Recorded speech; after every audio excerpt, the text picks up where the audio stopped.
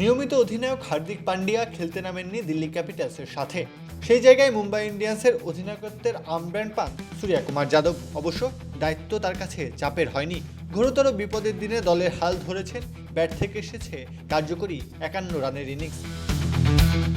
2024 টি-20 বিশ্বকাপের পর তৎকালীন অধিনায়ক রোহিত শর্মার অবসরের পর সেই জায়গা নেন সূর্যকুমার। এরপর থেকে নিজের মস্তিষ্কের পূর্ণ শক্তি দেখিয়ে আসছেন।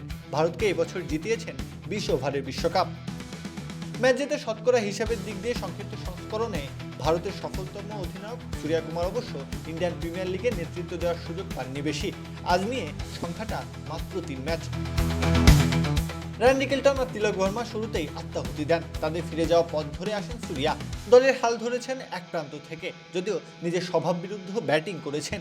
নেমে ঝড় তোলার উইকেট টানা গুছিয়ে নিয়ে ইনিংস মেরামতের কাজ করেছেন। স্ট্রাইক রোটেট করার সাথে সাথে বাজে বলে আক্রমণ চালাতেও দ্বিধা করেননি। আইপিএলে নিজের 30তম অর্ধশতক তুলে নেওয়ার পরপরই অবশ্য ফিরে গেছেন সাজঘরে। ইন্ডিয়ান গিরির বলে লেগ বিফোরের ফাঁদে পড়ে সাজঘরে ফিরতে হয় তাকে। এর আগে 3, 4 আর 2 ছক্কায় সাজানো 51 রানের ইনিংস খেলেছেন 36 বল মোকাবেলা করে। অধিনায়কদের সবসময় দায়িত্ব নিতে হয় বাকিদের চেয়ে একটু বেশি।